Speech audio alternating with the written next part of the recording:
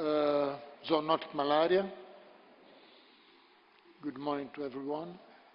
We will be speaking both in Portuguese and English, so those who wish, please pick up the headphones for simultaneous translation at the entry.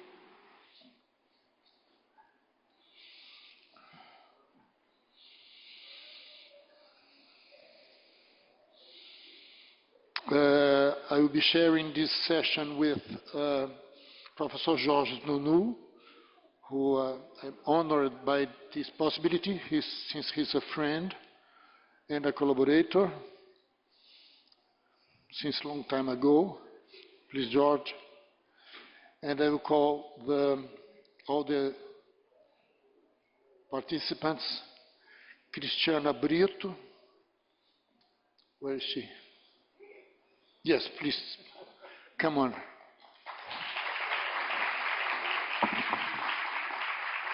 Take your seats. Yeah. Érica Braga.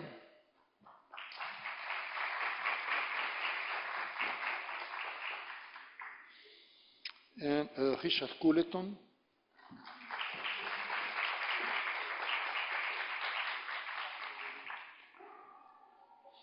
And Natalia Figueiredo. Is it? Albuquerque, I'm sorry.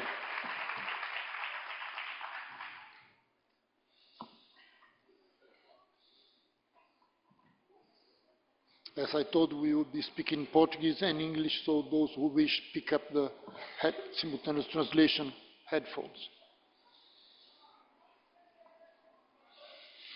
We have four talks of 20 minutes.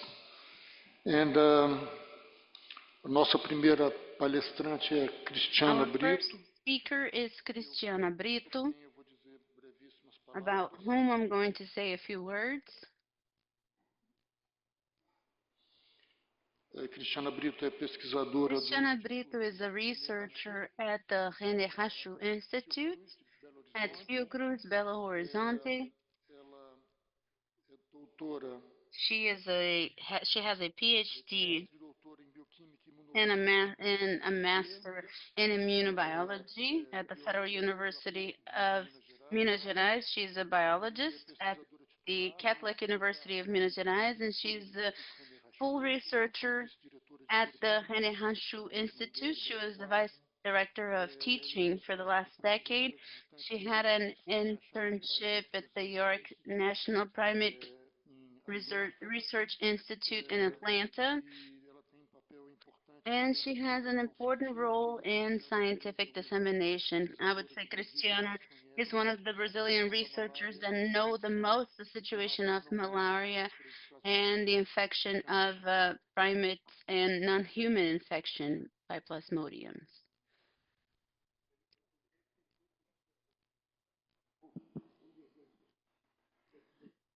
Bom dia a todos. Good morning, everyone. Thank you, Claudio, for the introduction. I would like to start by thanking the invitation not only of Claudio, but Daniel and Carol as well. It is a huge pleasure to be part of this event. And I would like to thank you for keeping my mental sanity, removing me from administration and management and bringing me here, which is what we like to do. Today I'm going to talk about the molecular basis of zoonotic transmission of Plasmodium from non-human primates. I need the pointer.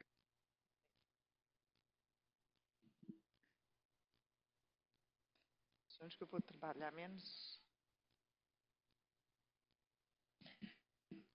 Então, falando de infecção de plasmodium. Speaking of Plasmodium infection in neotropical primates, we face a paradox, and a very interesting paradox, which is the biggest diversity of primates in the planet. So, in Brazil, we have 171 species of non-human primates divided into 5 families. And we have only 2 species of Plasmodium that naturally infect these non-human primates. These two species, I will speak a little bit more about them, are Plasmodium simium and Plasmodium brasilianum. Plasmodium simium is similar to Plasmodium vivax. It has a very restricted geographic distribution, only in regions of Atlantic forest from the south and southeast of Brazil, and that is capable of infecting only some species of three families of the neotropical primates. Plasmodium brasilianum is similar to Plasmodium malariae, and it has a wide geographic distribution from Central America to the south of Brazil, and it is capable of infecting a large number of different species covering the five families of neotropical primates. In this map, we have a summary of the results of my group in the last 16 years that I have worked with identification of Plasmodium infection in non-human primates, where we already analyzed over 800 samples, finding 108 animals infected. Here we have the different analyses that we carried out throughout this time, drawing our attention to the southeast region, especially Rio de Janeiro and the states of the South, Paraná, Santa Catarina, and Rio Grande do Sul, where we have the Atlantic rainforest and where most of our studies are concentrated.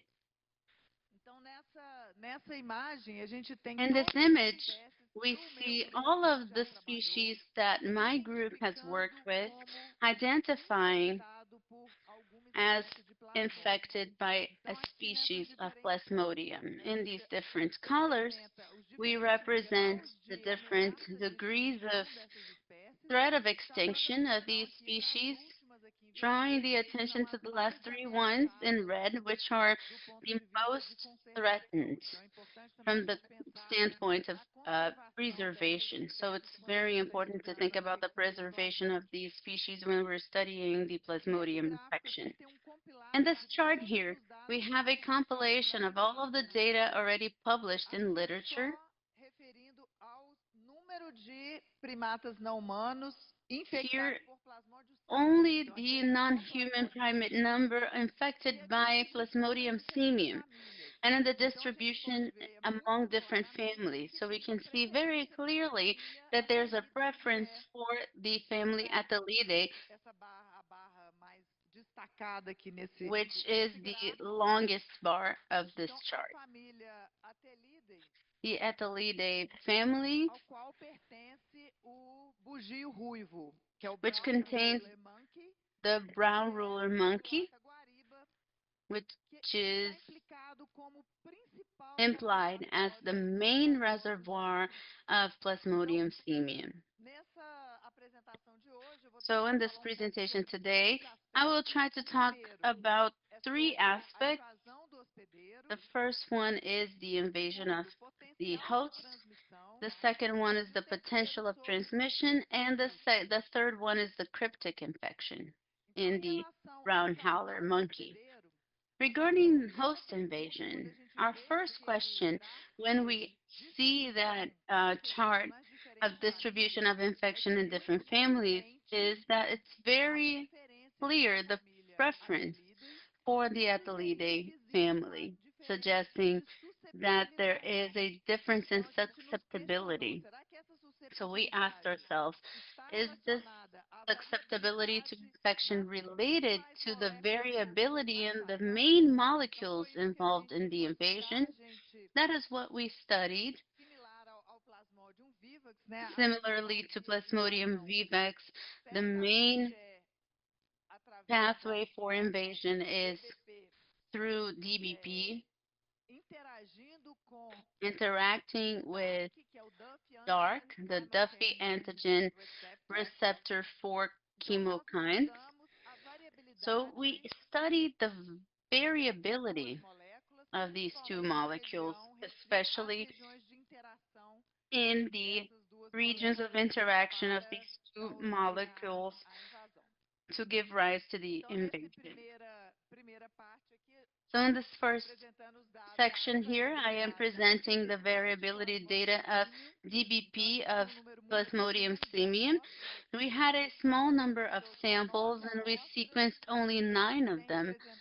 We have represented here only 2 families, the Atelidae and the Sabidae family, as parameters of comparison to a less susceptible family and a more susceptible family. What we can see is that we identified 65 polymorphic sites that gave rise to 8 haplotypes in 469 base pairs. In this haplotypes, we separate the 2 families. I see a high haplotype diversity, and I draw the attention of the central part indicated by the asterisks, which are the regions of polymorphism that differentiate Plasmodium vivax, the sequence of Plasmodium vivax from the sequence of Plasmodium simian that must be involved with the speciation of Plasmodium simian. Here we have represented the non-synonymous polymorphisms distributed between these 2 families. You can see that some of the polymorphisms that are found in the lower part of the chart are common for the 2 families, and the big majority, the vast majority, is specific to one family or another. Experimento que a gente fez foi The mapear next experiment that we did was to map these polymorphisms. Highlighted here, we have the polymorphisms that are specific to the Atelidae family, which are specific from Plasmodium simium, isolated from the Atelidae family, and in yellow, the specific ones isolated for the Sabidae family. We can see that we have a few differences. And in pink, we have several polymorphisms that are common for these 2 families. representando também, a gente conseguiu identificar 16 Here we were also able to identify 16 haplotypes, conseguiram separar as diferentes famílias, separating the different families with high haplotype diversity and the non-synonymous polymorphisms distributed among the different families. And with the arrow here, I'm drawing attention to only one of these polymorphisms that are exclusive to the Atelidae family. So we need to analyze if this is truly an important site of interaction. Before I go through this, we created a phylogenetic tree using all of the sequences available in databases, and we can see that there is a very clear separation of primates from the old world and the primates from the new world using these dark sequences. And here's a division also in the families, so we can separate them very consistently. Here we mapped the polymorphisms in the 3D structure. We have a focus on this region here, the interaction region. And I'd like to draw your attention to some of the polymorphisms that are present in all of the non-human primates compared to the human sequence,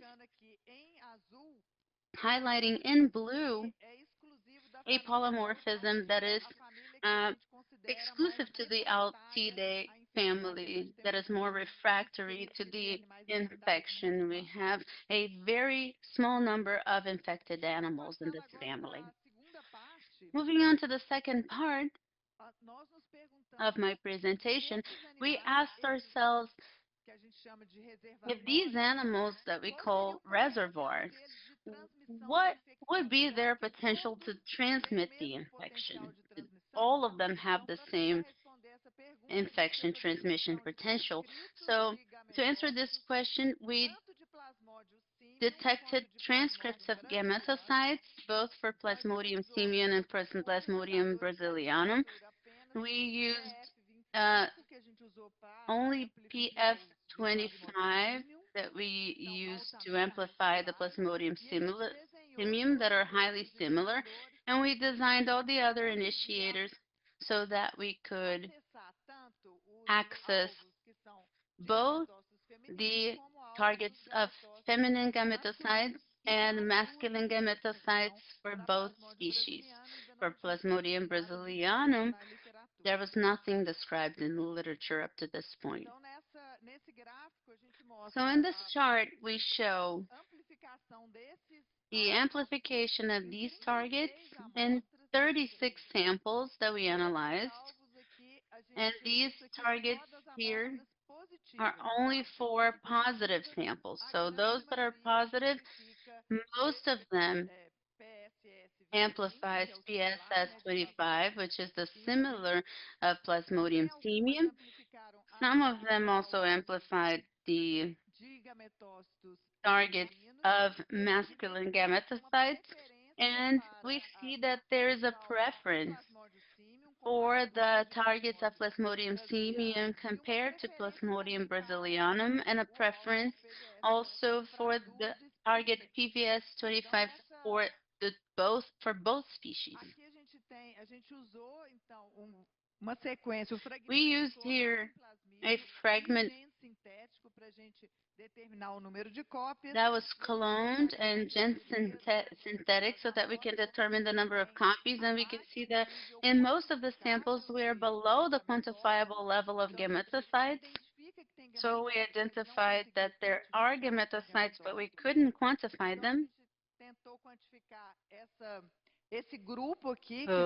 So we try to quantify this group with PS25 transcriptors, but we had this conversion rate published by COPFIT in 2025. So we had an estimation of the amount of gametocytes in each one of the positive animals, and we don't see very high numbers, but we have some with reasonable numbers of gametocytes. Here we have a summary of our results. We started with 3 samples that were initially negative in our diagnosis, and we saw that 2 amplified for 18S transcript, and 1 had Plasmodium simium gametocyte. And from the samples diagnosed with Plasmodium simians, we had 9 positive only with 18S. They didn't have the detectable gametocyte. 9 had Plasmodium simium, and 1 had Plasmodium simium and Plasmodium brasilianum. The samples that were diagnosed as Plasmodium brasilianum, 7 of them were positive only for 18S, 1 for Plasmodium simium, and 3 for Plasmodium brasilianum. And last, the samples that were known as mixed infections, we had 3 that were positive only for 18S, 3 that were positive only for Plasmodium simium, and 1 that was positive for both species. So what we could see here is that 49% of the samples had detectable gametocytes, a better detection of the Plasmodium simium transcripts, and in the mixed infections, we had a preference of amplification also for Plasmodium simium, as we may see here in this result. So the last part is concerning the cryptic infection. Our group had identified the presence of Plasmodium in bone marrow, liver, and spleens of animals post-mortem analysis. And now we wanted to invest a little more in the identification of the infection in bone marrow. So what we did was to analyze samples of 7 bone marrows of 7 a- animals, post-mortem analysis, and 3 of them had positive for Plasmodium, and 1 of them we were able to identify transcripts of PSS25 with 7.5 copies per microliter that would correspond to the same factor of correction that was described for Vivax. We used the same. Of course, we don't know if it's similar, but we used, due to genetic proximity, 1.63 gametocytes per microliter. So as conclusions and perspectives, the polymorphisms in DBT and DARK can be associated to infection susceptibility is specific to Atelidae or resistance to infection that are absent in Atelidae.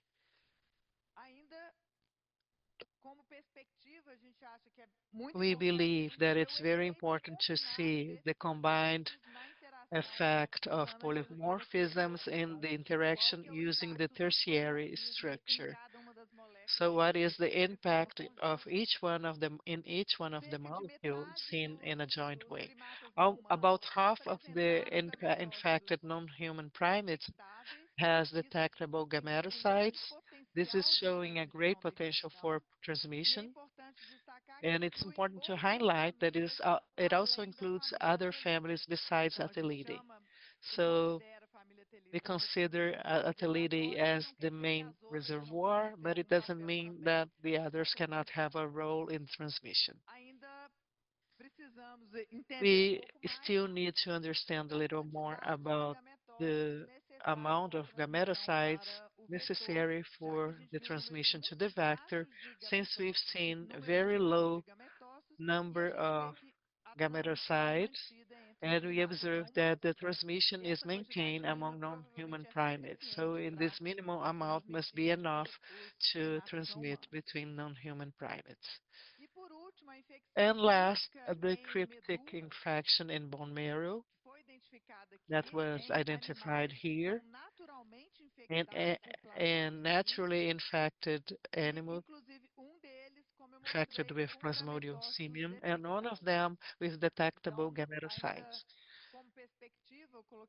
So I put as a perspective that we must clarify the impact for diagnosis and especially for the non-human primates translocation, which happens a lot in Brazil.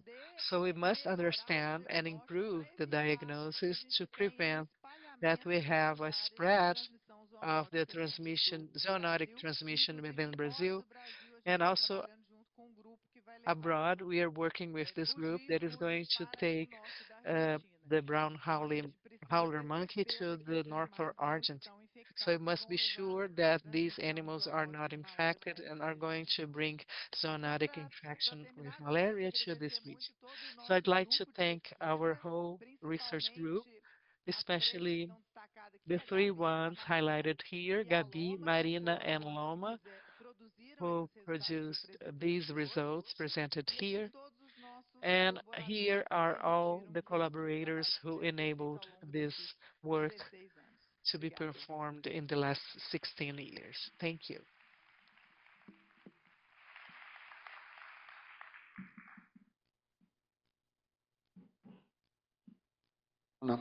Por essa fala absolutamente no tempo, muito informativa.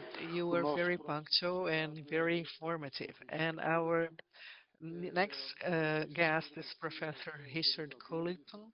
I forgot to thank Daniel Barberi and Carolina for the invitation to be here with you today in this very successful event, a high-level event. Thank you so much. I'd like to ask Professor George Nunu to introduce our colleague Richard Culliton.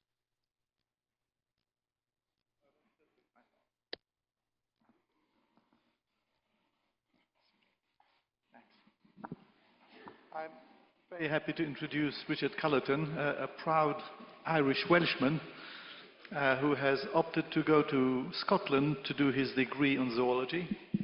He loved the weather so much he stayed in Scotland for his PhD, which he did with, under the supervision of Richard Carter and David Walliker, both of whom are well-known names and highly original contributors to malaria.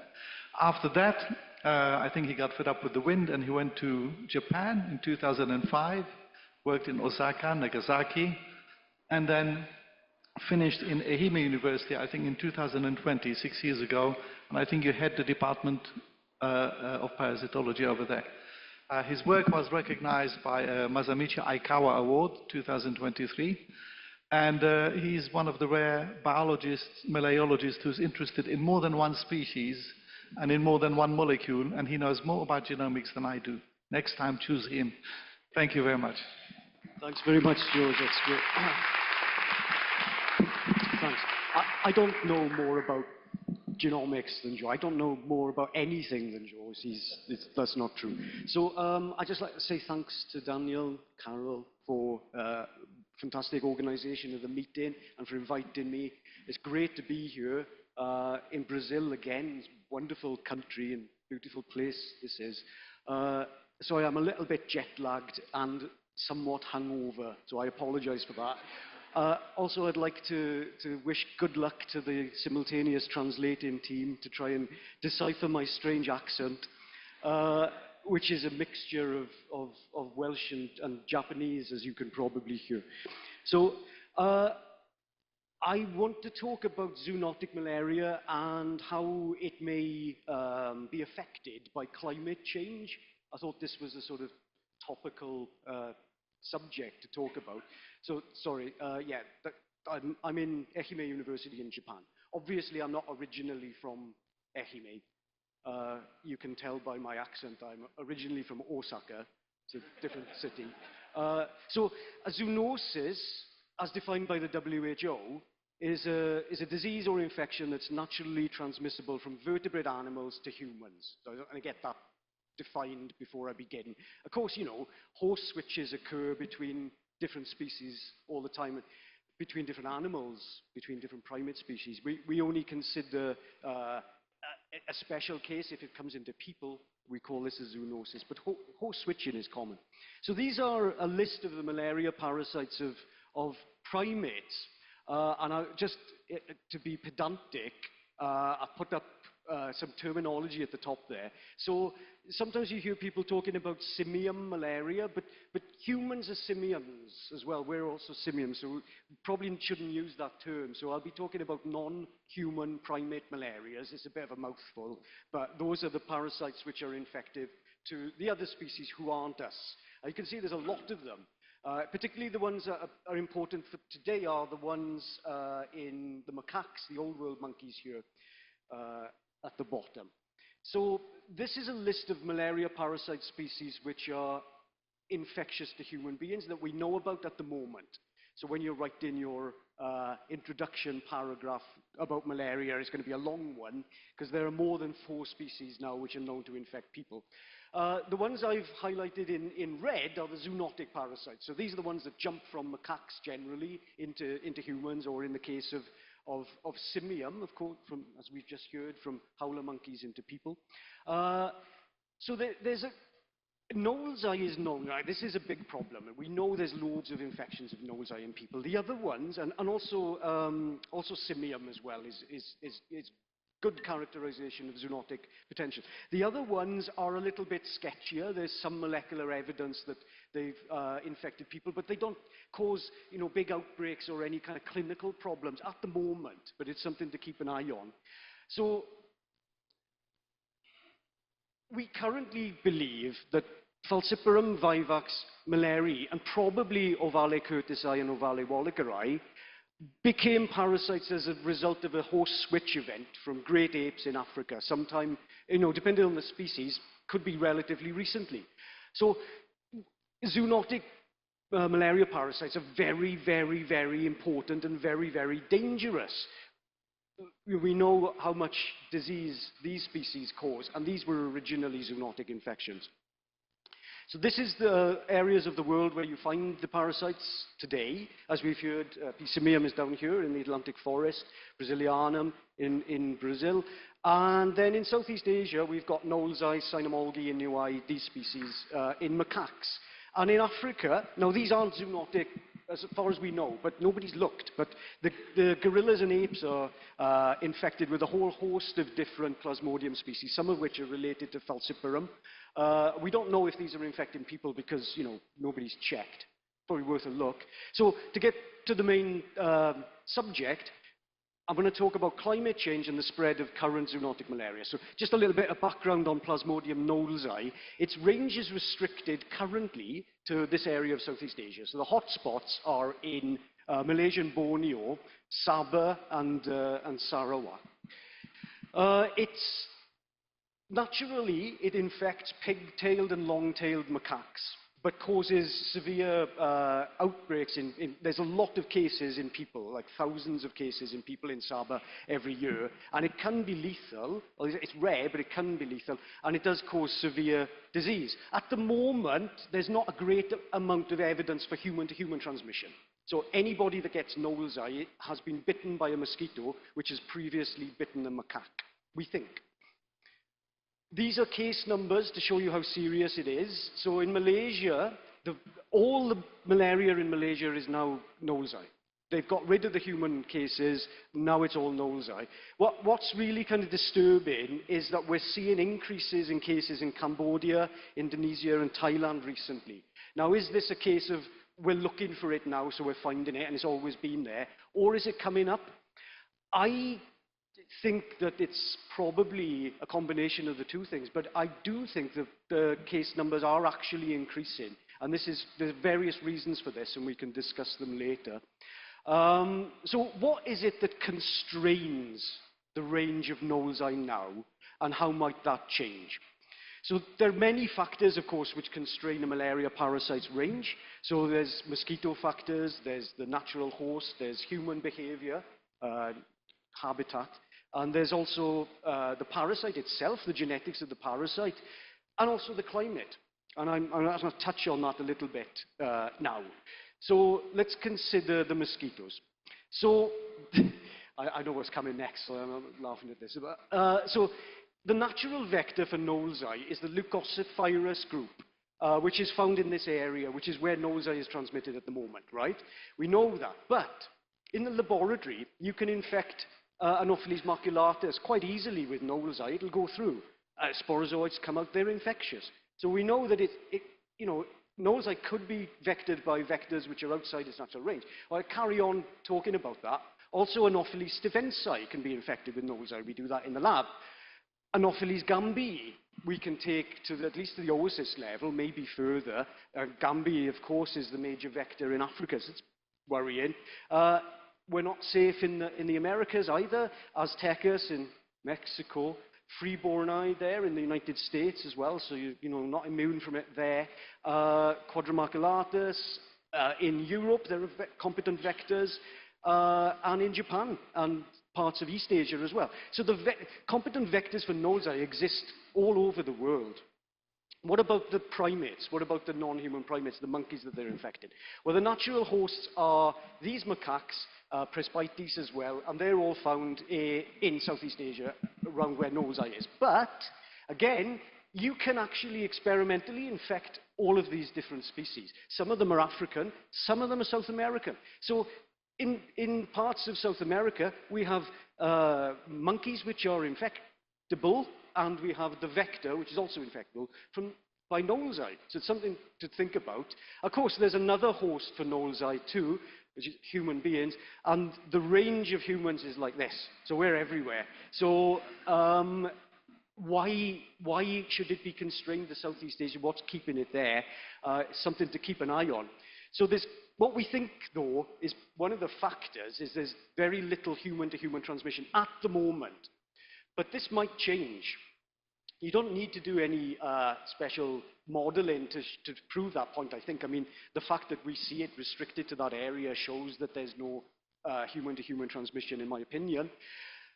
But why isn't there? This is an interesting question. So if some of you are clever molecular biologists, you can look into this. So are the gametocytes in human infectious? We see them, we see gametocytes in human infections. We know they're there, but are they not infectious? One possibility is the vector isn't biting when the gametocytes are infectious in people. So gametocytes have an infectious window. You know, they're not always infectious. It's possible that the timing of this is different. But might this change? This is the question. You know, parasites evolve and they change. Falciparum didn't used to be a human parasite. It is now. It changed. Could this happen? So parasites adapt. The greater the force of infection, the quicker this adaptation occurs. So the more pressure there is, the more parasites that are out there, the more chance of natural selection doing its work and picking up these mutations. This is a kind of old graph, but it's a scary one, and this shows what's happening to the world at the moment in terms of climate change. Now, this is, of course, man-made climate change is dramatic. The weather's getting hotter. It's caused by people like me flying 40,000 kilometers to give a 20-minute talk, you know. This is something we should think about maybe. But it's getting warmer. How does this affect malaria transmission? Well, it can disrupt vector ranges, it can disrupt the mammalian host ranges, and it can alter transmission rates. I want to talk about this. This looks really scary. Sometimes when I show this, people just get up and leave.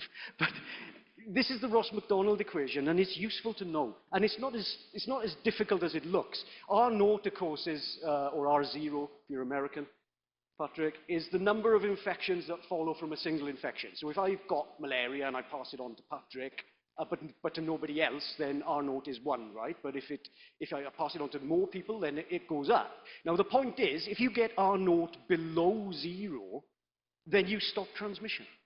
And all of these factors that I showed, I explained that. The higher R0, basically, the higher R0 is, the greater the force of infections. That's what we're worried about.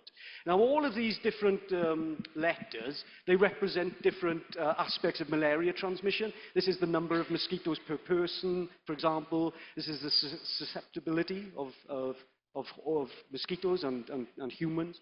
And these things are plastic. They can be changed, and they can be changed according to temperature. So if we just look at M, right? So M is the number of mosquitoes per person.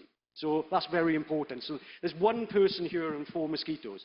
As the temperature goes up, we might expect the mosquito populations to increase. Now you've got more mosquitoes per person, so R0 is going to go up, and the force of infection is greater. Therefore, there's more risk of adaptations occurring. This isn't actually important, but this is an interesting thing to think about. Urbanization, if you're getting lots of people together, what that does is it increases the number of people per mosquito. So R0 goes down when human populations increase because there are less mosquitoes per person because human populations have gone up. Just interesting fact I like to talk about sometimes. Okay, so that's that fact sorted out. This one is a little bit more complicated, but it's important to understand. Mu is the mortality rate of mosquitoes, how fast they die. And T is the incubation time of malaria parasites. Really important, because a mosquito has to bite somebody, but it's not immediately infectious. It takes, I don't know, it depends on the species, but it takes some time before the parasite is then infectious to the next person. And during that time, of course, the mosquito has to survive. So if we take, for example, if this gentleman here is infected with malaria and is bitten by 4 mosquitoes, if the incubation time is 10 days, it's possible that, you know, half the mosquitoes will die during this time. This is why things like indoor residual spraying and killing adult mosquitoes is very important. Because if we can kill the mosquitoes before they become infectious, then R0 goes down, right? Simple, when you think about it. Unfortunately, temperature has a very important role to play in this incubation time. This is a nice graph from Ikimoto's group here. It was published some time ago. But what it shows is the developmental time of the malaria parasite. This is, which one's this? Falciparum, and this is Vivax. According to temperature, so as temperatures increase, the sporogonic development time goes down. So as it gets hotter, the parasite develops more quickly, and this can lead to R0 going going up. It's the same for falciparum and for vivax. So in this case, what's happening is, if we reduce the time by increasing the temperature that the parasite develops, then more mosquitoes survive to become infectious. So R0 is going up because of this. So this is one possible effect of temperature on, or climate change on malaria transmission. And as we get more malaria transmission, again, we get more chance for these things to adapt. So what effect does increased temperature have on the force of infection? So increasing mean temperature and associated rainfall changes will lead to shifts in vector ranges. So we might see the leucocephalus group moving outside its range. This is one possibility. As I just tried to explain, global temperature is also going to shorten the sporogonic development of the parasite in the mosquitoes. And increased malaria transmission will increase the risk of Knowles eye becoming adapted to human beings. So we may see this is very dangerous actually, but if we start to see consistent human-to-human transmission, we're in trouble. With Knowles eye. Knowles eye is a nasty parasite. There's a 24-hour development in the red blood cells, not 48 like falciparum. So parasitemia goes up very quickly. Thanks. Now, we do have some evidence that human-to-human transmission is possible. Jetsmon's group in Thailand showed that they could, if they took Knowles eye out of a patient, put it in a culture flask, allowed mosquitoes to bite on, to feed on it, then they become infected. So it is possible that it could happen.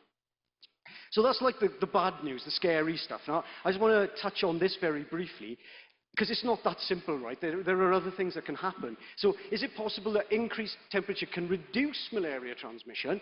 Well, those of you that were observing this graphic, you've noticed this before, it doesn't continue going up all the way. It does drop off as temperatures get very hot. So when the temperature goes above a certain level, like anybody that's tried to transmit Plasmodium berghei in the lab knows that if the temperature goes above 21, it's not going to go through. So it's possible that we might see, depending on the species, some reduction. Of course, this leads into this factor again. So the susceptibility of mosquitoes is very important. Okay? So, sorry, this is wrong. This is the wrong, this should be here. My fault. Anyway, so the susceptibility of mosquitoes. Not all mosquitoes will become infectious if they bite this person. Of course, some of them won't be. But if temperature goes up, is it possible that we can reduce the number of mosquitoes that are infectious? And I want to talk a little bit about this. This is work that was done by Joel over there. Hi, Joel. Sorry, I'm talking about your work. I don't know why I'm doing it. But this is really nice work, and I just want to put it out there. That so mosquitoes are susceptible to shifts in temperature in ways that you might not imagine. So what Joel and his group did was they reared some mosquitoes in very hot conditions, and they reared them at normal temperatures. And then they took the progeny, and they allowed mosquitoes to feed on, and then these mosquitoes were given a blood mealing of falciparum at a normal temperature. And then you can measure the amount of transmission that goes on. Now, with increasing temperature that the mosquitoes are subjected to, their immune system seems to be boosted, because this is the results from his experiments. At 27 degrees, this is like the control group. The oocyst rate is quite, as you'd expect. But for those mosquitoes whose parents were subjected to increased temperature, the oocyst rates come down.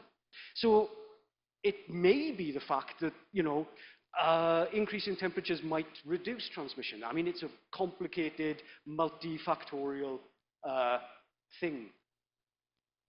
In summary, zoonotic malaria is an emerging threat, and it's one that we should take seriously. Instability in climate and ecology, of course, can affect the emergence and spread. So I just talked about Knowles eye there, but we might start to see other species becoming problems zoonotically. So it's something that we really should take seriously. And we should do something about it. Now, while we've got the chance, it's emerging, it's getting a bigger problem in Southeast Asia, but it may not stay there forever. We need to do something. I mean, also, people are dying, of course. So to acknowledge, I want to thank Joel for letting me show his data. To Medard, who did the experiments in Joel's lab, Osamu Kaneko, and to, so this is Kamaruddin, who works in Borneo. This is a malaria patient. And this is Cassie, who did some of the thinking for me. That's it. Oh, and that's Dylan Thomas. I should say thanks to him for letting me use his picture. That's it. Thanks very much. Thank you.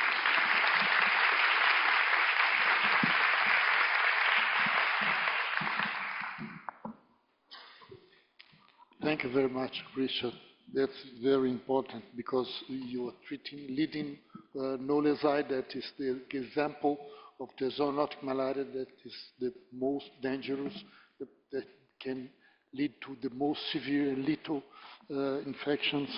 That's not necessarily the case for cynomolgia and for simian that are not at all severe cases. Let me now call Erika Braga, da UFMG. Erika. Erika é bióloga, mestre e doutora. Erica is a biologist, master, and PhD at the Federal University of Minas Gerais. She had a doctorate in London School and the Museum of Natural History in Paris, where she worked with an extraordinary group of parasitologists, Chabot, Irene Landau, François Milgan, Odile Ban, an extraordinary group of parasitologists. She's the full professor of the parasitology department and leader of the interdisciplinary group study in malaria. She focuses her research on the immune response to malaria, especially in infections by Plasmodium vivax and aviary malaria that she's going to talk to us about.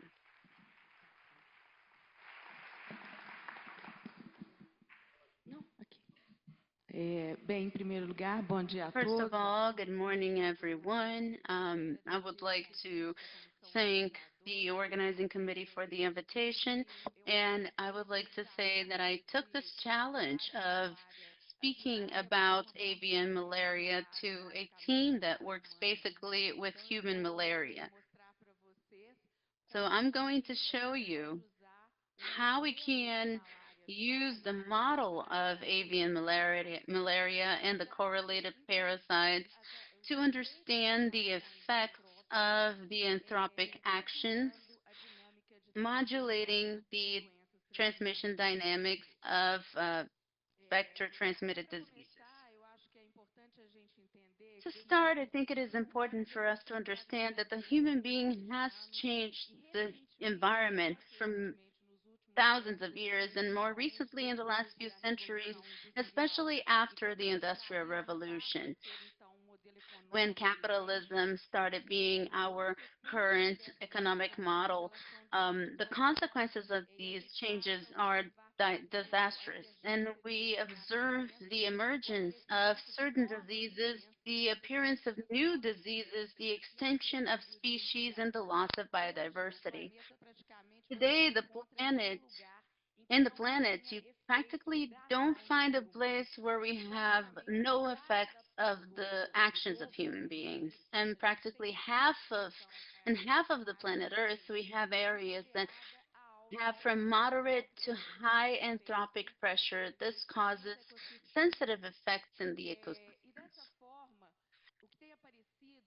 Thus, what we have seen is that we have used a few predictive models aiming at understanding the effects of anthropic actions to be able to propose measures that could minimize the damage caused by these actions that we are imposing to the planet. So we have used a model called avian hemisporidians, and I'm going to try to explain to you why these models are interesting to analyze these anthropic effects. As a parasitologist, as Claudio said, participating in groups that still work on classic parasitology, find it important to understand who are these hemisporidians. These are not only Plasmodium genera parasites, but we have other genera like Hemoproteus and Leucocytozoom, They are diverse hemosporidians because we have several subgenera. This is proposed based on biological characteristics of these parasites associated to the vertebrate hosts, but especially in vector insects. The plasmodiums that infect birds, they belong to five genera.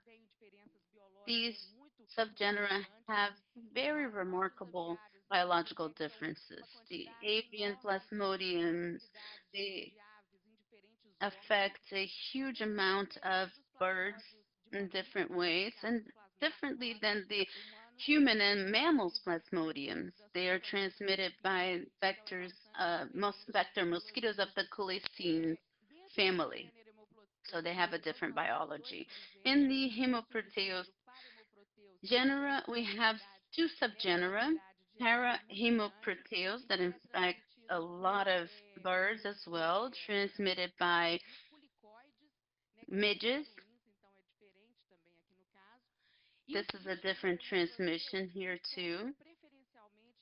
And the subgenera Hemoproteus that infect primarily uh, pigeons. I call pigeons flying rats. So they are transmitted by louse flies.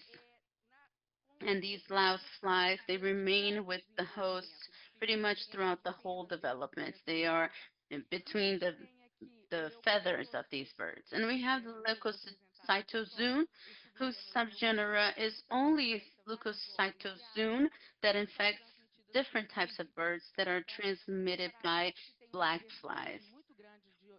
These are parasites that have a lot of biological alterations, and we hope that this could be a model when we work with climate change because the vectors are especially different and sensitive to these changes. So our hypothesis was that the anthropogenic and the climate factors modulate the dynamics of transmission of these parasites. And in order to analyze that, we use climate variables. We'll work with three of them: temperature, seasonality, and precipitation. And we also work with variables that are anthropogenic to measure the degree of human influence on these ecosystems.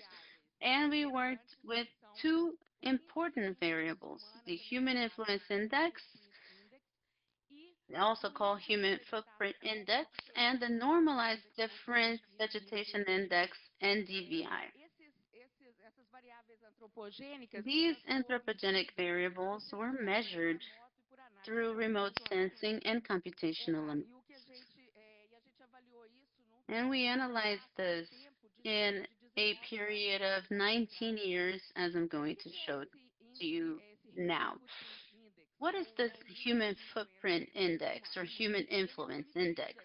It is a measurement that takes into consideration 8 factors that represent this human pressure on ecosystems. So, built environments, population density, nighttime lights, croplands, pasture lands, roads, railways, and navigable waterways. They are part of the human actions on environment. This index was proposed in 2020 by Sanderson, and then it was revised by Venter in 2016, and it takes into consideration these impacts of the human activities that goes from 0 to 50. The areas with the human footprint index below 4 are considered intact areas where you can have a preservation of the ecological relationships in these ecosystems. When you have indexes from 4 to 7, frequently these are areas that are already subject to agriculture and livestock with a significant alteration. And those areas that are considered having an HII above 12 are highly impacted areas. What we can extract from this index is this online platform on the right-hand side, WCSHumanFootprint.org, and this platform gives us satellite images from 2000 to 2020. On the page, you can see South America, and the yellow areas have higher HIIs. The green areas have lower human influence indexes. They use satellites. The images are obtained by satellites that go from 2000 to 2015 with first generation satellites, and from 2015 onwards, they use second generation satellites, improving these images with time. Another measure that we use to assess the anthropic action is NDVI. NDVI is very much used in agriculture, and it measures the health of the vegetation and vegetation coverage. The healthy plant, for it to go through photosynthesis, it absorbs the visible light, frequently red light, and it will reflect infrared, which is not visible. So this index takes into consideration this relationship where we have absorption of red light and reflection of infrared light, which is going to increase the levels of NDVI, showing that you have a lot of chlorophyll per unit of biomass, and consequently you have plants that are healthier and a healthier vegetation. This measure that we use, NDVI, is obtained from satellite images, but using this online platform called Google Earth Engine. So these are the data. We have this large database in our lab. Since 2020, since 2001, we've been obtaining sequence of the parasites, all the parasites that I've shown in the beginning. And the sequences that are showing the infections are part of this database. And we also use data from literature about prevalence of hemospherite infection. And we work with around 2,600 birds. From them, you have 194 species, distinct species, a great variety, representing 16 orders of birds. We also analyzed all the database, and we observed that in Latin America we have 249 analysis sites where we collected the samples, and the birds occupy especially the tropical forest biome and subtropical forest biome, either humid or dry. So each community we were going to study should have at least 10 birds. So these communities should have at least 3 distinct species of birds to guarantee heterogeneity. And with that, we defined 58 communities. And these communities are basically in Brazil and Peru, and with a single community in Argentina and another one in Ecuador. So most of the data we have are coming from Brazil and Peru. So we worked to define the prevalence, and we used the amplification of this mitochondrial gene. This is the standard for the avian plasmodic studies, and our variable then is the infection itself, the response variable. And what we have is 24.6% of total infection among the 200 uh, among the 2,600 birds we evaluated. Considering the genera and subgenera, the Hemoproteus is the more prevalent, and and then Hemoproteus that we have we have flies adhered to the animal bodies, and then with Plasmodium and Leucocytoson with a very low prevalence.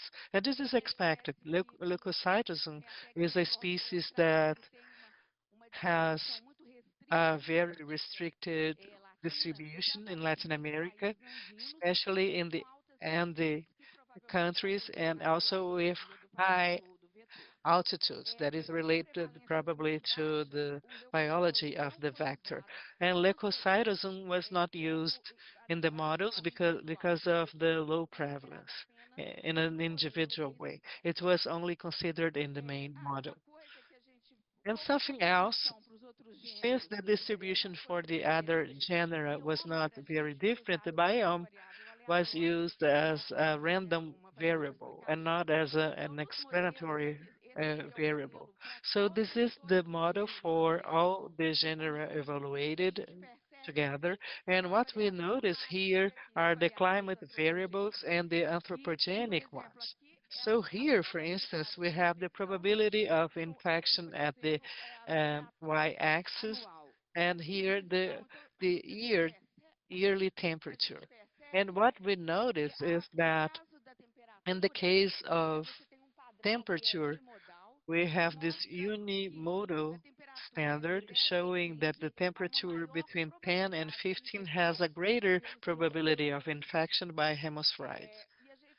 And we observe here the seasonality of temperature, and this is an important piece of data because the temperature seasonality is going to indicate thermal variations. And we notice that in this unimodal pattern that minimum temperature variations are capable to make this probability negative,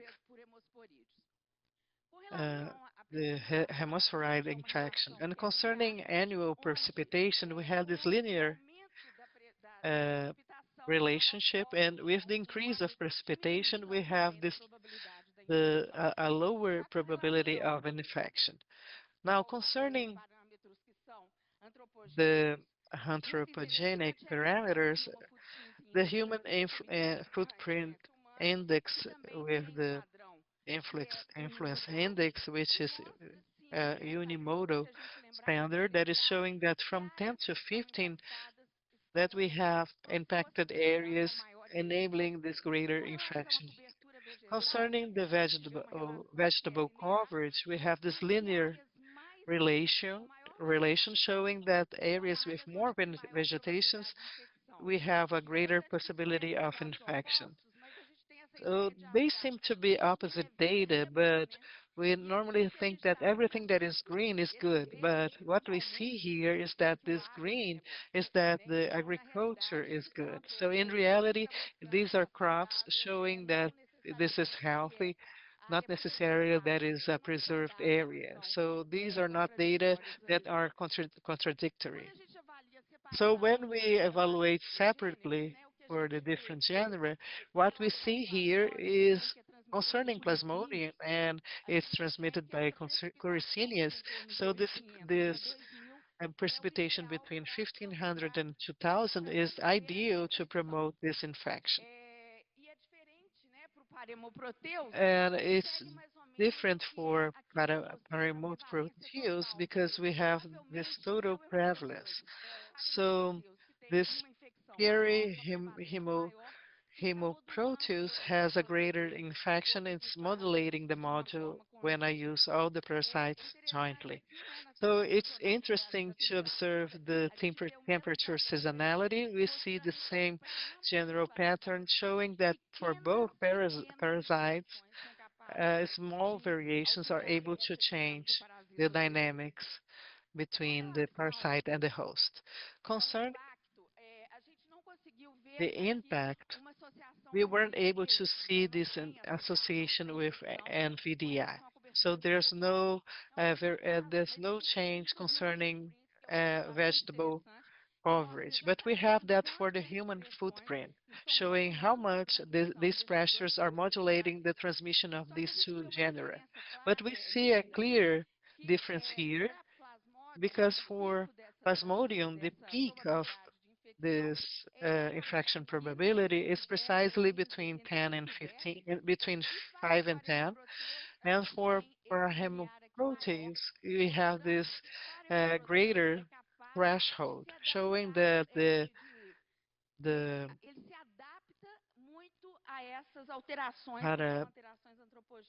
parahemoproteins, this is more adaptable than the Plasmodium. But we are clearly seeing that these changes are modulating and increasing the infection probability. So human actions are being reflected in the infection probability. And an important piece of data is that if we analyze Colicinius, and here we have um, anthropicized areas that we know we have a lot of transmissions of Aedes aegypti with the dengue fever virus. So this is corroborating these results. And when we observe for hemoproteus, we also have the vector of Urupushi fever that is being found in degraded areas around forest areas and rural areas. So this is lighting an alert showing that this is an interesting model. Just to wrap up, concerning the hemoproteus and the parahemoproteus, that the parasite is close to the host and the vector, the columbiforms are the only model that we were able to correlate the time evaluated. So we take from 2009 to 2015, and we have an increase of the prevalence, therefore, in the infection probability. And this is reflecting the pastures that are now an ecosystem that is very much used by the birds and is maintaining the the the breeding sites with humid uh, organic matter. So this is a model that is very much used for the loss of biodiversity, because what happens is that the columbiforms in these regions, you end up selecting species that are synanthropic and that are dominating the ecosystem there, keeping the parasite. So these are our conclusions. The human footprint index is a strong predictor of Hemosporidian prevalence with a consistent unimodal pattern. The Hemosporidian infection peaks at intermediate high HII, indicating that moderately disturbed environments maximize transmission. The Plasmodium prevalence peaks at moderate HII, likely due to optimal mosquito abundance and host vector parasite interactions. So we can have several vectors in these conditions. In the case of Parahemoproteus, it's more adapted to the changes than the Plasmodium, and we don't have any association. So to end, because Claudio is nervous, the main conclusion I have for you is that avian malaria and related Hemosporidian parasites serve as a useful model for studying the transmission dynamics of various vector-borne diseases, and that avian malaria matters. So I wanted to thank, and I'm very moved because this is a work developed by women. Daniela De Angeli is at Bangor University, Wales. She received Liz Marques Vieira and with the program of CAPES, She sent me the data last week. So now we are going to include more than 11,000 birds in our next analysis. And I wanted to make a joke. These are satellite data. I wanted you to read what's being shown here with the letters. Even malaria matters.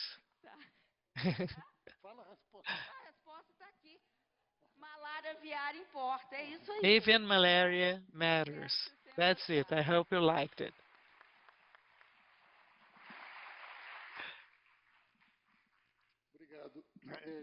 Thank you, Erika, for your informative presentation and training presentation, showing how important this avian malaria model is. And now we're going to have Natalia de Albuquerque, who is a doctor and a doctor in genetic and molecular biology.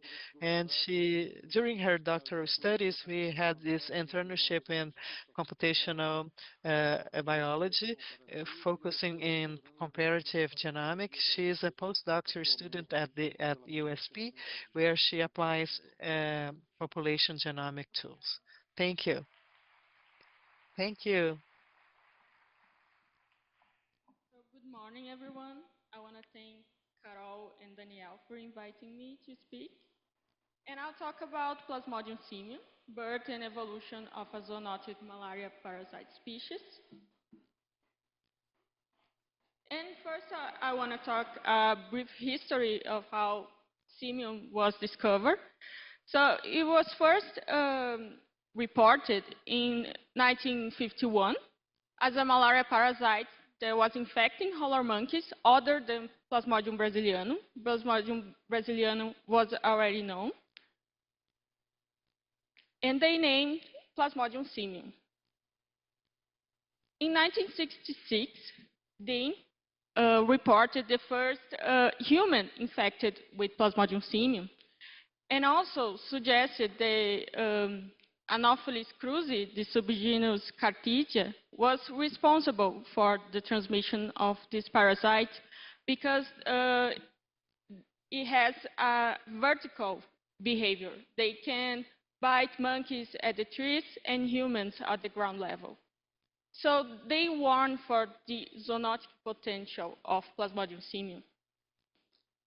And they were right, because in 2017, the group of Professor Claudio reported an outbreak in Rio de Janeiro between 2015-16, and they detected 28 samples of Plasmodium simium infecting humans. And they diagnosed simium by microscopy by two SNPs in the mitochondrial genome that were thought to be exclusive to Plasmodium simium. And these infections in the Atlantic forest was usually attributed to Plasmodium vivax. The first nuclear genomes were sequenced in 2021, the two groups of Professor Claudio and the MOA lab of Professor Marcelo. And they could answer important questions about this parasite. One important thing is that Plasmodium simium is highly similar genome-wide to Plasmodium vivax, but they have important differences. One important thing is the deletion in reticulocyte binding protein 2A and the Duffy binding protein 1. And also, they showed the order that it happens, the host shift. First, a subpopulation of Plasmodium vivax jumped to monkeys in anthroponosis, and then back to humans as a zoonosis. And they showed a larger amount of the genetic diversity in Plasmodium vivax in relation to Plasmodium simium, and also Plasmodium simium of monkeys with this larger amount of diversity compared to strains isolated from humans. So this is the order. And also, they show the deletion in RBP2A was detected only in Plasmodium simium, both from monkeys and humans. So this is a useful marker to distinguish vivax from simian. They also suggested that Plasmodium vivax arrived from Europe at the time of the colonization, and then they adapt to this new environment and the new vectors they encounter in South America. And this is the hypothesis I work in this paper. And also, I wanted to address these knowledge gaps so far. Is Plasmodium simian an independent taxonomic unit, or is there gene flow between simian and vivax? Is Plasmodium simian closer to Plasmodium vivax from South America or Mexico, as suggested by these previous studies? And is there genetic differentiation between Plasmodium simian from monkeys and humans? So first, I want to show you the Plasmodium simian originated from a recent host shift. And here we compare 3,060, more than 600 orthologous gene pairs between simian and vivax. We estimate the diversity, the nucleotide diversity, pi, and the log ratio. First, the null distribution here, centered on 0, is what we expect under identical nucleotide diversity between these species. And since the distribution is shifted to the left, it shows us that there is less diversity in Plasmodium simian than in vivax. We also show this with this method, the pairwise sequentially Markovian coalescent analysis. This method uses the coalescent theory because the rate of coalescence can tell us about the effective population size, because coalescence events are more likely to occur when the population is small. And here in this graph, here it's older time, going backwards in time, and here is more recent. And the first thing that we can notice is the different historical trends of effective population size for Plasmodium simian and vivax populations. Plasmodium vivax has a much deeper genealogy in comparison to Plasmodium simian in red. We also can see this drop of effective population size through time, and this sudden drop in more recent times. This is suggestive of a sharp population expansion following a bottleneck that could have happened when Plasmodium vivax arrived from Europe. And Plasmodium vivax show consistently a small population, and also the small population size is consistent with a split from a common ancestor with Plasmodium vivax. Here, I want to show you the affinities of Plasmodium simian. We included in the data set of simian 12 potentially Plasmodium simian human-derived isolates from São Paulo. And in the PCA, we can see that all these samples cluster here and is closer to Latin America as we expect. But zooming in only in Latin America samples, Plasmodium simian samples cluster closer to Brazil Plasmodium vivax population. And we also did F4 statistics using Plasmodium simian populations, comparing with Plasmodium vivax populations of Latin America, with Mexico population center in 0, and we see that Plasmodium simians share more alleles with Plasmodium vivax from Brazil than with the rest of Latin America.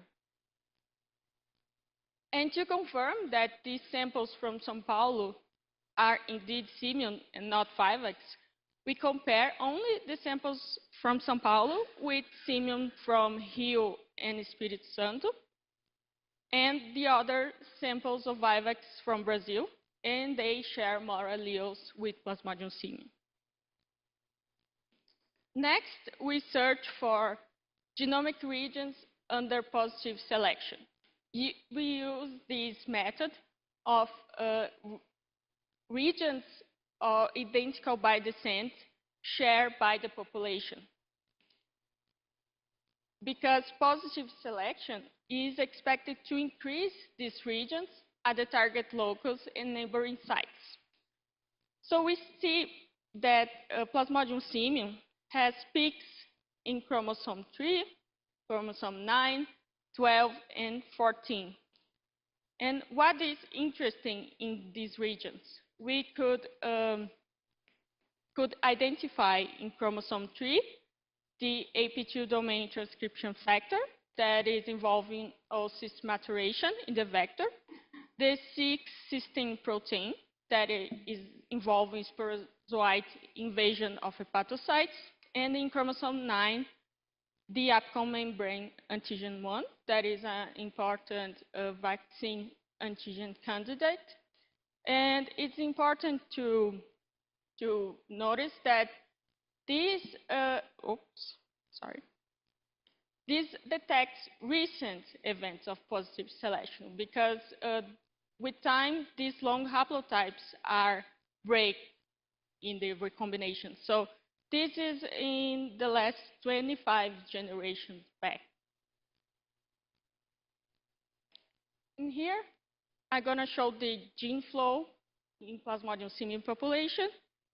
This is a network plot connecting samples that have their genomes identical by this, their genomes more than 25% identical by descent. So they have roughly a half-sibling relationship.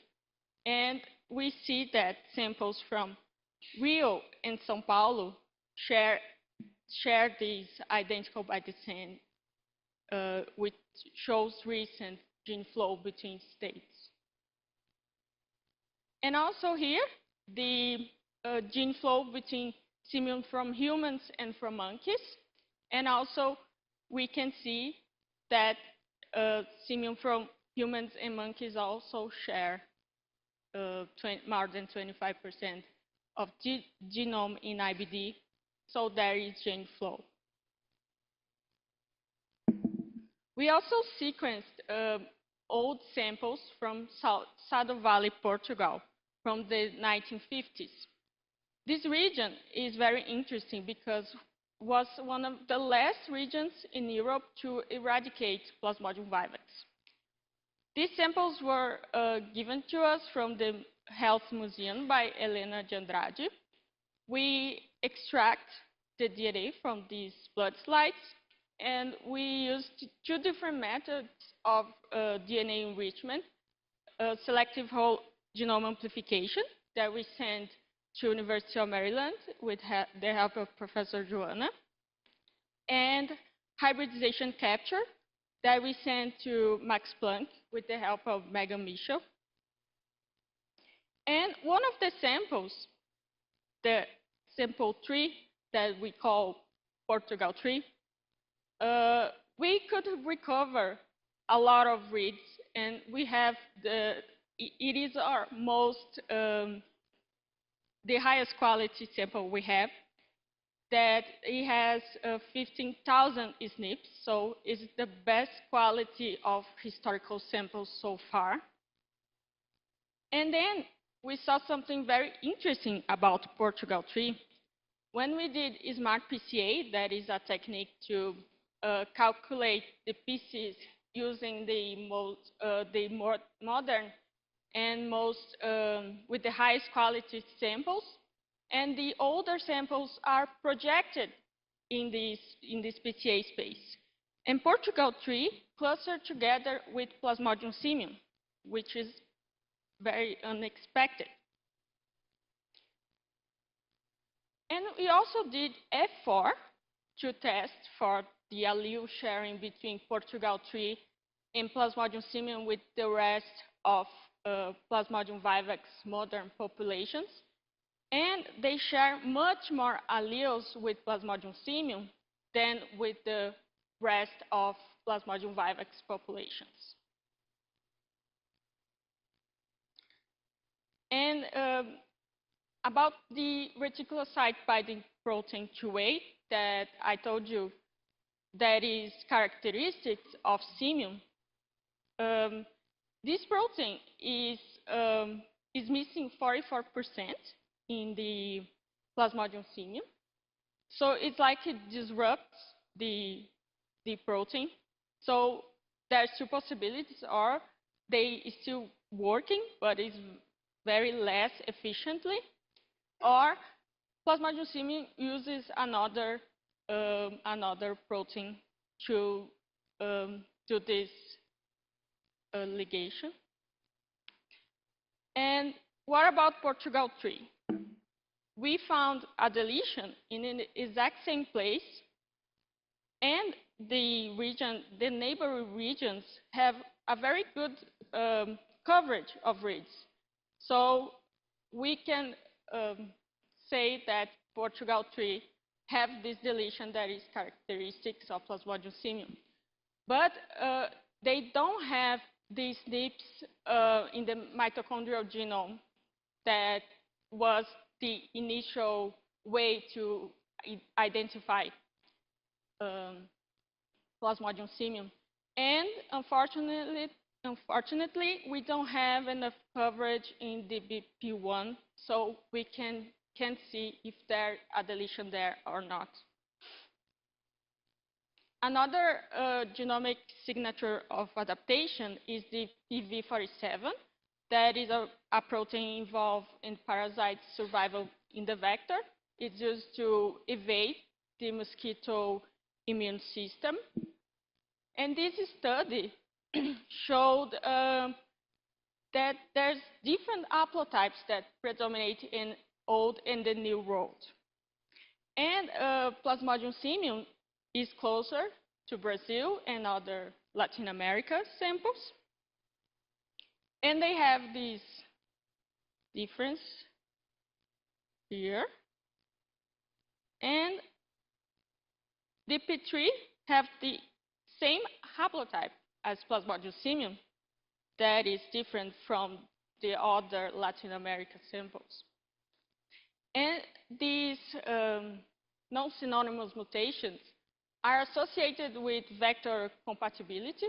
So it's suggested that this is because of the adaptation to the new vectors in South America that these parasites encounter. So I had two hypotheses for the sample, what simium are doing in Portugal. So maybe Portugal 3 represents an intermediate lineage between simium and vivax that circulated in Europe before the eradication. It was introduced in Brazil. Or Portugal 3 is a lineage of simium lacking these mitochondrial SNPs that was imported into Europe from the Atlantic forest of Brazil. So in summary, we see a genetic similarity to now extinct European lines of Plasmodium vivax with the Brazilian and Latin America Plasmodium vivax. There's this unique deletion in RABP2A and PV47 SNPs in Plasmodium simium that can distinguish from vivax. We saw gene flow between simium samples from Rio and São Paulo, and also from humans and monkeys, and this presence of Plasmodium simium in Portugal in 1952. So I want to thank you, my supervisor, Marcelo, Joanna, and all my lab mates and friends. Thank you very much for your attention.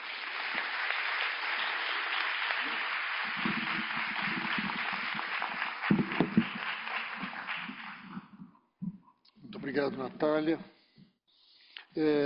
A organização me pediu que Thank you, reduzisse Natalia. discussão para 10 minutos. The organizers asked me to reduce the time of discussion to 10 minutes, so I would like to ask you to ask short questions and to ask the speakers to have short answers as well. Discussion time to 10 minutes, so I would ask the colleagues to make short questions and the speakers to give short answers.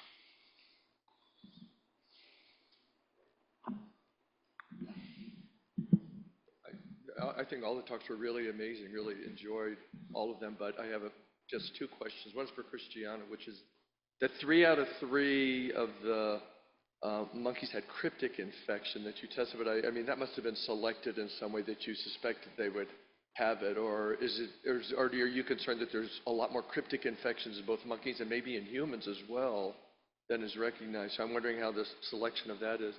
And then for Natalia, it is, what about CSP repeats, and is there diversity in the CSP repeats in the simian, or is it a single one of the variants? But I have a lot more questions, but we're told not to ask a lot. So for the critical infections, we have only 7 samples. So these samples, it's post-mortem samples. So we have a difficult to conserve the samples. So because of that, we don't have a lot of different, a higher number. So I think we can, you can try to amplify the orders, because we have 7 samples already studied. But I think the parasitemias is very low in circulation, so we don't know if some of the parasites are in the critical sites. Because of that, it's so difficult to find in the circulation. But I think we have very few samples to have a conclusion about that. Okay. And the CSP? And I haven't checked yet, but I will. Okay, thanks.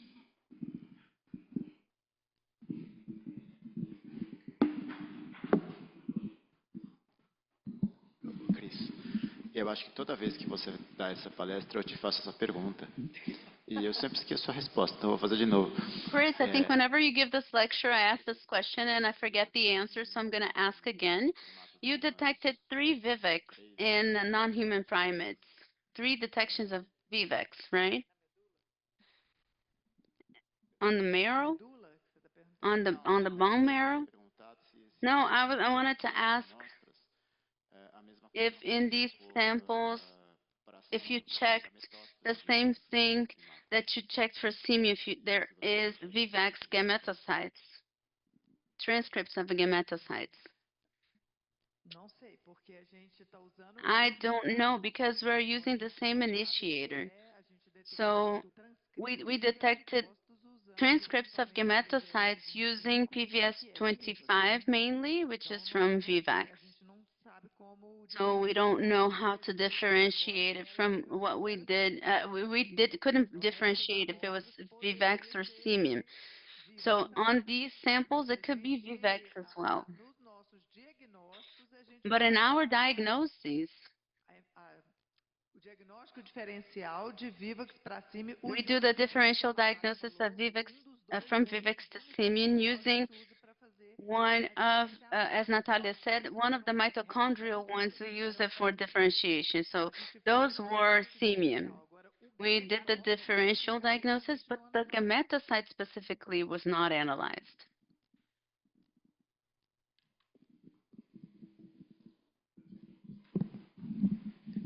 Hello, for Chris. So I really enjoyed the talk, and also Richard's talk, and trying to connect both. So you mentioned about the transmission potential of these these infections, and you have very low gametocytemia levels, and you were wondering if they are transmissible or not. As Richard mentioned, there are a lot of components that it's connected with transmission and everything. So if you have very low gametocytemia levels, and for example, if the monkeys or the other non-human primates stay infected for a very long time, and you have a lot of mosquitoes, even though if you have very low transmission levels from these organisms to mosquitoes, it can sustain some transmission. So my question is, do you have an idea for how long these non-human primates can remain infected and the prevalence of infection in the wild? Thank you very much for the presentations. So I don't have the idea of how long, but they will never be treated. So we analyze, for example, samples from Rio de Janeiro that we follow for more than 10 years, and we have infection in the many different times in that interval. And we did some years ago genotyping using microsatellites of these in different times, and you can see that the genotype was the same in, for example, in 2011 and 2020. So maybe it's the same, is a chronic infection. But for simian, for Brasiliano, we don't know if they have the spontaneous cure, but we have some data as well that we can identify infection in different periods in the same monkey. That data is for the same monkey that we took samples in the captive. We took samples in different times. So we expect that for both the infections are chronic. And in sometimes the genotype is the same along the time. Thank you, Cristiano. George, we have a last comment, please. A quick comment for Natalia's work, and it's very, very interesting. The third possibility is that P. simian was introduced to Portugal from Brazil. Okay? Now, I think people, do you call it Portugal free? I don't need to remind this audience that the Portuguese and the Spanish, way before the British and the others, had moved all around the globe and came back, probably bringing parasites from all varieties of countries. And there's nothing to say that the European vivax is a European vivax, the samples that you've had, especially in the 1950s, because it can't well be that the simian was introduced to Portugal, and Dr. there is a Brazilian parasite in Portugal. It's equally plausible. Okay, that's it. Okay. So we have to thank all the speakers. Claudio, posso fazer uma última Daniel, pergunta? você quer dar um aviso ou você vai fazer alguma pergunta?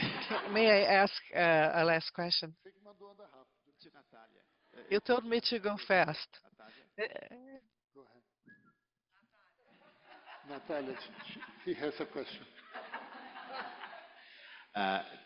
Just following the question from the question or comment from George. So if this parasite was circulating in Portugal, wherever coming from Brazil or from anywhere else where it was circulating, why do you think it disappeared? I mean, we know why it disappeared in Portugal, but why it disappeared in Brazil from human transmission? I mean, why would we don't find it anymore in humans? No. Well, because they're You're not talking about that simian? Yeah. you can because make it. there are not that many infections of simian in humans today, I don't know how many monkeys were infected with simian. But then you're calling it a simian. I mean, if it's Well, an you call it intermediate simian. parasite that was circulating in humans in Portugal. We agree that simian is an adapted P. vivax parasite. Is a P. vivax parasite that adapted to the local primates here. Unless you said that there was P. vivax before the Europeans arrived here, which might be possibilities, unlikely. So it's to all extent, and 500 years is really not a very long time in evolutionary terms. It's adapted a little bit, it's lost a few genes, it added a few more, it moved from one to the other. I don't want to put an arrow from man to simian, to monkey, and then many years later it comes to human. Maybe this has been circulating amongst Brazilian, the whole of Latin America. I mean, there were cases, as you said, Mexican, there were cases of P. vivax looked in other countries in Latin America that could have been vivax gone into monkeys, and then monkeys back into vivax. I was telling Patrick Duffy, in 1931, they described a vivax-like parasite in Panama, from Panamanian animals. So they're susceptible to vivax. Why shouldn't they have transmitted it back to humans? No, the point is not that. The point is that she finds a parasite that has a deletion in RPP and doesn't have the allele, mitochondrial allele, which is simian, right? So that would be an intermediate parasite. Why don't you find it so here? It came and it disappeared from humans because we don't find this parasite anymore in humans. Why it disappeared? You see? Shit happens, as they say. This is a subject for the lunch discussion. Ok. A que horas eles têm que voltar, Daniel? Caroline, que horas eles têm que voltar? At what time should we return? At 2 p.m.? Even if you're late, there's no tolerance? No tolerance, okay. O almoço é aqui no salão do lado. We're going to have lunch in the next room. Thank you if you stayed up until now.